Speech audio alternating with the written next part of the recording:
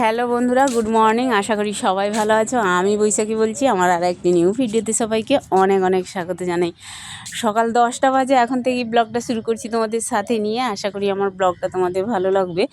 আজকে রান্নাঘর থেকে ভিডিওটা শুরু করলাম। সকাল সকাল কাজকর্ম করে নিয়েছিলাম, ঘরের কাজকর্ম দিয়ে বাজারে গেছিলাম। যেহেতু এত গরম, এত রোদ্দুর, কি আর বলবো বন্ধুরা, যত বেলা মানে বাড়বে ততই রোদ্দুর উঠবে। আর হচ্ছে বিশাল বিশাল গরম, এত গরম যে যারা রান্নাঘরে রান্না করে তারাও বোঝে এতটা গরম লাগে। তো আজকে বাড়িতে মাছ ছিল না, মাছ আনতে গেছিলাম বাজারে। তো মাছ, কলমি শাক এগুলো নিয়ে এসেছিলাম আর কি। তো মাছটা ভালো করে ধুয়ে নিয়েছি। আজকে সকাল সকাল রান্নাগুলো বসিয়ে দিচ্ছি আর কি। তো তাড়াতাড়ি করে রান্নাগুলো করে নেবো। কী কী রান্না করবো সেটাও দেখাবো। এখন মাছগুলো ভাজছি, আর হচ্ছে এদিকে ছোলা ভেজে নিলাম। দেখলে পেঁয়াজ লঙ্কা দিয়ে ছোলা ভাজা বেশ ভালো লাগে। কালকে রাত্রে ছোলা ভিজিয়েছিলাম, কিছুটা ছোলা সকালবেলা খাওয়া হয়েছে, আর কিছুটা বেঁচে ছিল, ওগুলো আমি সেদ্ধ করে নিয়েছিলাম প্রেশার কুকারে সিটি মেরে। তারপরে তেলে ভেজে নিলাম। আমার বেশ ভালো লাগে কাঁচা ছোলা সেদ্ধ খেতে আর কি। তো যাই হোক, এখন রান্না করছি, আর এখন কাঁচা ছোলা সিদ্ধ করে ভাজা ছোলা খাচ্ছি আর কি। তো আজকের কী কী রান্না হবে অবশ্যই দেখাবো রান্নার শেষে। এখন এই যে কলমি শাক বসিয়ে দিলাম, লবণ দিয়ে সেদ্ধ হবে কলমি শাক। তারপরে হচ্ছে পেঁয়াজ রসুন দিয়ে লঙ্কা দিয়ে কলমি শাক ভাজা করব। বেশ ভালো লাগে কলমি শাক ভাজাও খেতে আর কি। আর এই যে দেখো, আমি হচ্ছে ছোলা ভাজা এখন খাচ্ছি। বেশ টেস্ট লাগছে, মুখে বেশ স্বাদ লাগছে। আর গরমে না মানে অতটা কিছু মুখে টেস্ট লাগে না আর কি, কী আর বলবো। তো আজকে না আমি রান্নাবান্না সেরে তারপরে হচ্ছে বাথরুম পরিষ্কার করব আর কি। আমি কিভাবে বাথরুম পরিষ্কার করি সেটাই তোমাদের মাঝেও আজকে শেয়ার করছি। দেখো, এই যে একটা কন্টেনার নিয়ে নিয়েছি, প্লাস্টিক কন্টেনার, দেখতেই পাচ্ছ। প্রথমে না আমি পরিমাণ মতো সানলাইট গুঁড়ো দিয়েছি আর কি। তারপরে দেখো 2 চামচের মতো খাওয়ার সোডা দিলাম এখানে। আর এই যে দেখতে পাচ্ছ, বাথরুম পরিষ্কার করা হয় হারপিক, এই হারপিক আমি দিয়ে দেব পরিমাণ মতো। আর আমি আজকে 2টো বাথরুমই পরিষ্কার করব। একটা বাথরুম অবশ্যই তোমাদের মাঝে দেখাবো। আমাদের মানে একটা বাংলা প্যান আর একটা কোমোড আছে আর কি। কোমোড বসানো যে বাথরুম, সেটাও পরিষ্কার পরিচ্ছন্ন করব। আগে পরিষ্কার করব হচ্ছে যেখানে বাংলা প্যান বসানো আছে সেই বাথরুমটাই পরিষ্কার করব। তো প্রথমে তো নিলাম সার্ফের গুঁড়ো আর হচ্ছে সানলাইট গুঁড়ো আর হারপিক দিয়ে ভালো করে এই মিশ্রণটা, দেখতেই পাচ্ছ বন্ধুরা, আমি একটু নাড়িয়ে নিচ্ছি, দেখতে পাচ্ছ হাত দিয়ে। আর এটা না একদম মানে উপচে পড়বে, ফুলে যাবে আর কি। কিন্তু মানে এতটা থাকবে না যে ফুলে যাচ্ছে, এতটা থাকবে না, পরে কমে যাবে ফেনাটা আর কি। তো দেখো, তোমরা চাইলে না এখানে একটু বড় কন্টেনার নেবে, আমি এখানে ছোট কন্টেনার নিয়েছি। আর এই যে দেখো, আমাদের বাথরুমগুলো অবশ্যই ছোট ছোট বাথরুম, আর কতটা ময়লা হয়েছে দেখতেই পাচ্ছ বন্ধুরা। তেল কাস্টি বা হচ্ছে মানে যখন স্নান করা হয় তারপরে হচ্ছে জলের একটা দাগ থাকে। আমাদের এখানে জলের ভীষণ ভীষণ আয়রন, আর দাগ হয়ে গেছে। আমি দেখো এই মিশ্রণটা কিভাবে দিচ্ছি, দেখো বন্ধুরা, নিয়ে চলে এসেছি একদম বাথরুমে। আর এই যে দাঁত মাজা ব্রাশ আছে না, দাঁত মাজা ব্রাশ দিয়ে আমি মিশ্রণটা ভালো করে লাগিয়ে নিচ্ছি। যেখানে যেখানে বেশি আয়রন পড়েছে, বাথরুমের টাইলসের থেকে নিচে যে ম্যাটটা পাতানো আছে ওখানেই বেশি আমাদের আয়রন, কিন্তু টাইলসে অতটা আয়রন লাগে না। আর এই যে আমি মেঝেটা ভালো করে পরিষ্কার করছি, দরজার পিছনে সব জায়গায় লাগিয়ে নেব।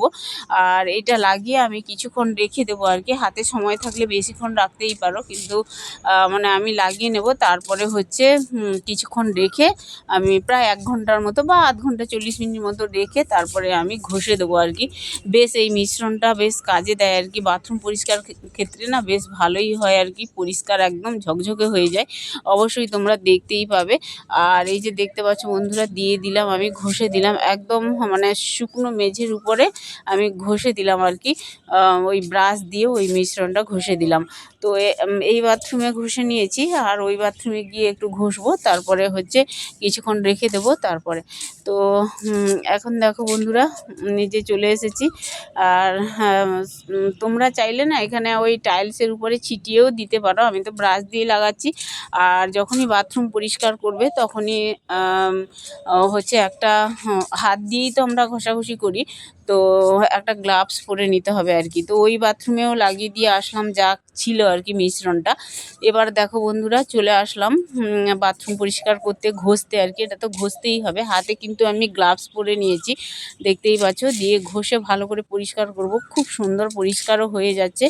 তো চলো বাথরুমটা পরিষ্কার করে নিই আগে, হচ্ছে মেঝেটা পরিষ্কার করে নিই, তারপরে হচ্ছে টাইলসগুলো ভালো করে পরিষ্কার করে নেবো আর কি। এমনিতে 1 মাস অন্তর পরিষ্কার করি, আর মাঝে মধ্যে মনে হলে তো বাথরুমে একটু ঝাঁট দিই।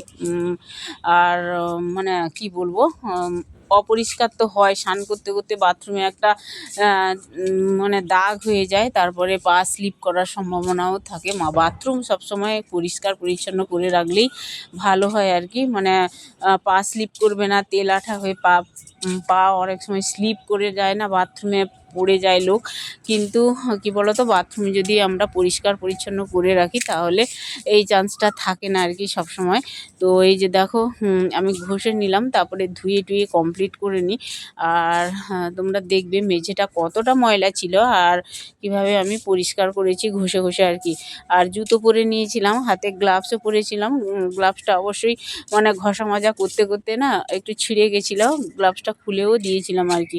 এরপরে দেখো বন্ধুরা, প্রথম আমি ঘষে নিয়েছি, তারপরে এটা দ্বিতীয়বার আমি ঘষছি আর কি।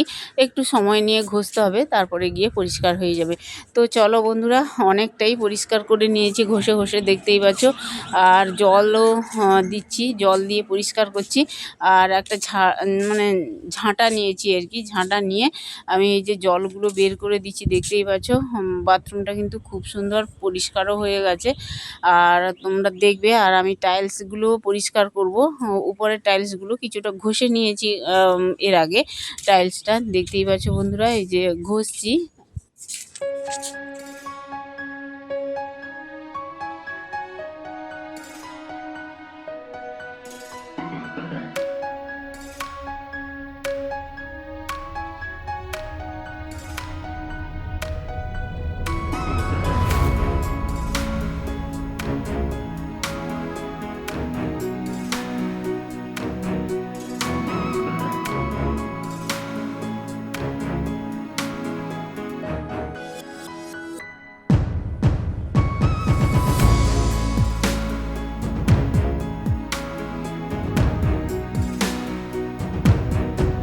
তো দেখলে বন্ধুরা বাথরুম পরিষ্কার করলাম কি কি দিয়ে, তোমরাও এই রকম বাথরুম পরিষ্কার করবে, দেখবে বাথরুম একদম ঝকঝকে তকতকে থাকবে আর কি। তো আমি আবার 1 মাস পর বাথরুম পরিষ্কার করব। আমি এইভাবে 1 মাস অন্তর অন্তর বাথরুম পরিষ্কার করি, একদম ডিপ ক্লিন করে নিই আর কি। তো যাই হোক, বাথরুম পরিষ্কার করেছিলাম, এখন স্নান টান করে চলে এসেছি, চুলটা ঘষে নিয়েছি হচ্ছে শ্যাম্পু দিয়ে। আর এখন রান্না করেছিলাম, দেখো খাওয়া হয়ে গেছে অনেকেরই বাড়িতে। এখন সোয়াবিন ডাল করেছিলাম, আর এটা হচ্ছে তোমার গিমে শাক করেছি, এটা তো রসুন পেঁয়াজ দিয়ে কলমি শাকের ভাজা করেছি। আর এখানে মাছের ডিম ছিল আর কি, আর ডিমের বড়া করেছি, আর গাজর আলু ভাজা করেছি আর কি। আর মাছের অবশ্যই টক করেছি, আমরা না টক খাই এই গরমে, না টক টক খেলে বেশ মুখরোচক হয়, খেতে বেশ ভালো লাগে আর কি। এই যে দেখো রুই মাছের টক বানিয়েছি একটু কাজু বাটা দিয়ে, আর হচ্ছে লেবু দিয়ে, লেবু টক বানিয়েছি আর কি। তো আর এই ভাত আছে। তো চলো বন্ধুরা খাওয়া দাওয়া করে নিই কেমন। তো খাওয়া দাওয়া করে সন্ধেবেলা একদম চলে এসেছি, দেখতে পাচ্ছ। আর এখন বানাবো হচ্ছে কাড়া, দেখতে পাচ্ছ। আমরা না এই কাড়া খাই আর কি, এটা হচ্ছে রেনেটাসের হচ্ছে প্রোডাক্ট, যেগুলো আমরা খাই বা ইউজ করি, আর বেশ ভালো লাগে আর কি। তোমার বেশ শরীরটাও ভালো থাকে বদহজম হলে।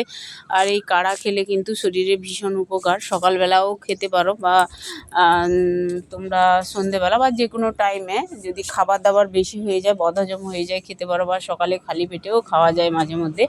আর সকালে তো আমি হরিদ্রা ড্রপ খাই, মানে যেটা হলুদের, রেনেটাসের অবশ্যই, যে প্রোডাক্টগুলো আমি ব্যবহার করি। আর এখন দেখো এই যে নিয়ে চলে এসেছি, আমরা সবাই সন্ধেবেলা এই কাড়াই খাবো। আর গরম পড়েছে তো এইগুলো একটু কি বলো তো খেলে বেশ ভালো থাকে শরীর। আর মৌর একটু দরকার হতো কাঢ়া আর কি, বলছে একটু কম হয়ে গেছে, ওই জন্য ছিল তাকে দিয়ে দিলাম। আর মৌ এখানে খাচ্ছে, আমরাও খাচ্ছিলাম। তো চলো বন্ধুরা, আজকের ভিডিও যদি তোমাদের ভালো লেগে থাকে তাহলে প্লিজ একটা লাইক, কমেন্ট, শেয়ার, সাবস্ক্রাইব করে আমার পাশে থেকো। সবাই ভালো থেকো, আবার দেখা হচ্ছে নিউ ভিডিও নিয়ে। ততক্ষণের টাটা।